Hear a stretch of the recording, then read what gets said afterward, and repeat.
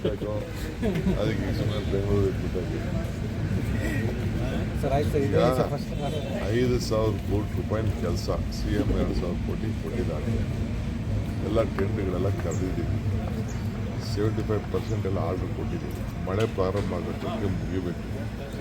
April ಒಳಗಡೆ ಎಲ್ಲ ಕೆಲಸ ಆಗಬೇಕು ಅಂತ ಹೇಳಿದ್ದೀವಿ. ಸೊ ಅದಕ್ಕೆಲ್ಲ ನಾನು ಕರೆದು ಎಲ್ಲರಿಗೂ ಸೂಚನೆ ಕೊಟ್ಟಿದ್ದೀನಿ.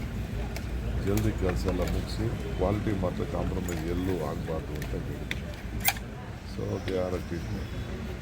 ಅದಲ್ಲದೆ ಒಂದು 10 ಲಕ್ಷ ಖಾತೆಗಳಿಗೆ ದಾಖಲೆಗಳನ್ನೆಲ್ಲ ನಾವು ಹೆಂಗೆ ರೂರಲಲ್ಲಿ ಮಾಡಿದ್ವಿ ಆ ರೀತಿ ಇಲ್ಲೂ ಕೂಡ ಖಾತೆಗಳು ಮಾಡಿದ್ವಿ. ಈ ಖಾತೆ ಎಲ್ಲ ಮಾಡಿದ್ವಿ. A to B ಖಾತಾ ಇವೆಲ್ಲ ಇದೆ. ಅವರೆಲ್ಲ ಸೇರಿ ಅವರೆಲ್ಲ ದಾಖಲೆ ಕೊಡೋದು. ಇನ್ನೊಂದು ವೆಲ್ಫೇರ್ ಸ್ಕೀಮ್ಸು 2 ವರ್ಷದಿಂದ ಏನೋ ಕೊಟ್ಟಿದ್ದೀವಿ. ಸುಮಾರು 30,000 ಜನ ತಳ್ಳು ಗಾಡಿಗೆ ಅತಿಯಾಗಿದೆ. ಬೇರೆ ಬೇರೆ ಇದೆ. MLAಗಳಿಗೆ ಬೆನಿಫಿಷರೀಸ್ ಅದೆಲ್ಲ ಕೊಟ್ಟ ಮೇಲೆ ಅವರೆಲ್ಲ ಮಾಡಿ ಕಾರ್ಯಕ್ರಮ ಮಾಡಿ. ಸರ್ ಧಾರವಾಡದಲ್ಲಿ ಖಾಲಿ ಹುದ್ದೆಗಳನ್ನು ಭರ್ತಿ ಮಾಡಬೇಕು ಅಂತ BJPದವ್ರು ಪ್ರತಿಭಟನೆ ಮಾಡ್ತಾ ಇದ್ದಾರೆ ಸರ್. ಅವ್ರ್ಯಾಕೆ ಮಾಡಲಿಲ್ಲ?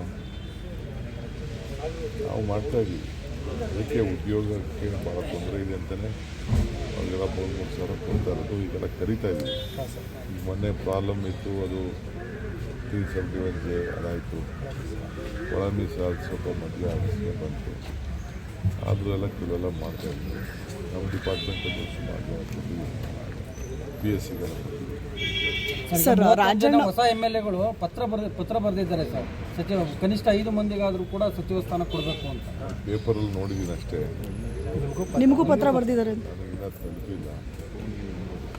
ಎಲ್ಲರಿಗೂ ಆಸೆ ಇರ್ತದಲ್ಲ ಮಂತ್ರಿ ಆಗಬೇಕು, ಎಲ್ಲರಿಗೂ ಮಂತ್ರಿ ಆಗಬೇಕು ಅಂತ. ಫಸ್ಟ್ ಟೈಮ್ ಈಗ ಇದು ನರೇಂದ್ರ ಮೋದಿಯವರು chief minister MLAನೇ ಆಗಿಲ್ಲಪ್ಪ, chief minister ಆಗಿದ್ರಲ್ಲ.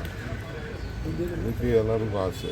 Chief minister ಇಲ್ಲದೆ ಹೋದರು ಕೆಲವು ಮಂತ್ರಿ ಆಗಿದ್ದವರು ಇದ್ದಾರೆ, MLA ಆಗಿದ್ದೇ ಹೋದ್ರು ಮಂತ್ರಿ ಆದವರು ಕೇಳ್ತಾರೆ.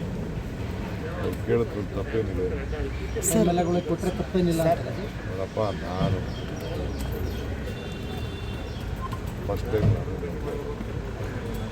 ಹೊಸ ಪೀಳಿಗೆ ಬೆಳಿಬೇಕಲ್ಲ. ಎಷ್ಟು ದಿನ ನಾವೇ ಊಟ ಹೊಡ್ಕೊಂಡು ಈಗ ಆಲೆ 36 ವರ್ಷ ಆಯ್ತು. ಹೊಸ ಜನ್ರೇಷನ್ ಬರಬೇಕಾ, ಹೊಸ ಆಲೋಚನೆ ಬರಬೇಕಲ್ಲ. ನಾನು ಹೊಸಬರುಗಳು ಇರಬೇಕು ಅನ್ನೋದಕ್ಕೆ ನಾನು ಅವ್ರಿಗೆಲ್ಲ ಪ್ರೇರಣೆ ಕೊಡೋದು, ಅವ್ರನ್ನ ತಯಾರು ಮಾಡಬೇಕಲ್ಲ. ಈಗ ಹೊಸ ಜನ್ರೇಷನ್ ಇರಬೇಕಲ್ಲ. ತಪ್ಪೇನು, ನಾವು ಕೇಳ್ಕೊಂಡು ತಪ್ಪೇನಿಲ್ಲ.